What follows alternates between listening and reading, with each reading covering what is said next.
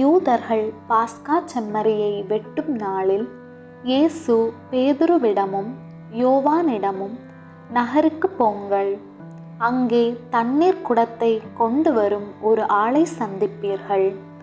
அவர் நுழையும் வீட்டிற்குள் போங்கள். வீட்டின் உரிமையாளரிடம், என் பெயரால் நான் என் சீடர்களுடன் உண்பதற்கான அறை எங்கே என்று கேளுங்கள். அவர் ஒரு அறையை காட்டுவார் என்றுரைத்தார். இருவரும் போய் இயேசு சொன்னபடியே அனைத்தும் இருக்க கண்டனர். அங்கே அவர்கள் பாஸ்கா உணவை தயாரித்தனர். மாலையில் இயேசு தம் திருத்தூதர்களோடு பந்தியில் அமர்ந்திருந்தார். அப்போது அவர், நான் துன்புறுவதற்கு முன்பு இந்த பாஸ்கா உணவை உங்களோடு உண்ண மிகவும் ஆவலாயிருந்தேன். கடவுளின் அரசு வரும் வரை இனிமேல் இதை நான் உண்ணமாட்டேன் என்றார். பின்னர் அவர் அப்பத்தை எடுத்து நன்றி கூறி அதை பிட்டு தம் சீடர்களுக்கு கொடுத்து, அனைவரும் இதை வாங்கி உண்ணுங்கள், ஏனெனில் இது உங்களுக்காக கையளிக்கப்படும் என் உடல் என்றார். உணவு உண்ட பின் அவர் கிண்ணத்தை எடுத்தார். மீண்டும் நன்றி கூறி கிண்ணத்தை தம் சீடர்களுக்கு கொடுத்து, அனைவரும் இதை வாங்கி பருகுங்கள், ஏனெனில் புதிய நித்திய உடன்படிக்கைக்கான என் இரத்தம், இது பாவ மன்னிப்புக்கென்று உங்களுக்காகவும் எல்லோருக்காகவும் சிந்தப்படும்.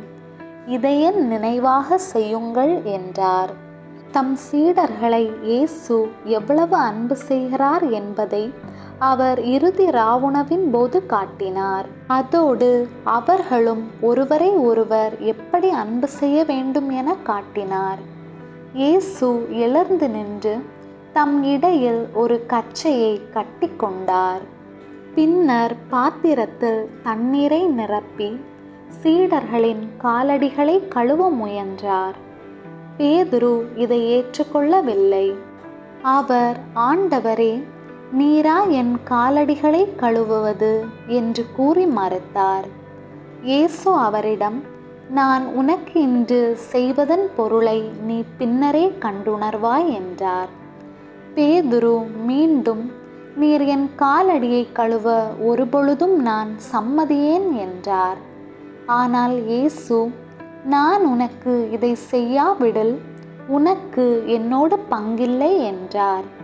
அப்போது பேதுரு, ஆண்டவரே, அப்படியானால் என் கால்களை மட்டுமல்ல கைகளையும் தலையையும் கூட கழுவி அருளும் என்றார். பின்னர் இயேசு மீண்டும் பந்தி அமர்ந்தபோது, நான் செய்தது இன்னதென்று உங்களுக்கு விளங்கிற்றா? நீங்கள் என்னை போதகர் என்றும் ஆண்டவர் என்றும் சொல்கிறீர்கள். நீங்கள் சொல்வது சரியே. நான் உங்கள் ஆண்டவரும் போதகரும் தான். எனவே நான் உங்கள் பாதங்களை கழுவியது போல் நீங்களும் ஒருவர் ஒருவருக்கு பணி செய்து ஒருவர் ஒருவருடைய காலடியை கழுவ வேண்டும். நான் உங்களுக்கு ஒரு முன்மாதிரி காட்டியுள்ளேன். ஒருவர் ஒருவரை அன்பு செய்யுங்கள்.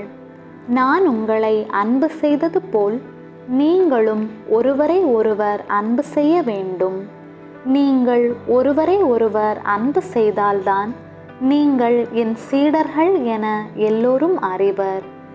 ஒருவன் தன் நண்பனுக்காக உயிரை கொடுப்பதே மேலான அன்பு. நீங்கள் என் நண்பர்கள், நான் சொல்வது போல் செய்யுங்கள் என்றார். இயேசு மேலும் கூறியது, நான் உங்களோடு இன்னும் நீண்ட காலம் இருக்க மாட்டேன். ஆனால் அஞ்சாதீர்கள்.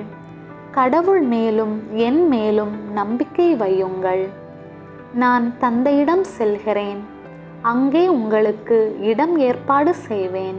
பின்னர் நான் திரும்பி வந்து உங்களை என்னோடு அழைத்து கொள்வேன்.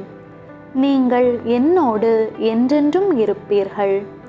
உங்களுக்கு வல்லமை உள்ள உதவியாளராகிய தூய ஆவியாரை அனுப்புமாறு தந்தையை கேட்பேன்.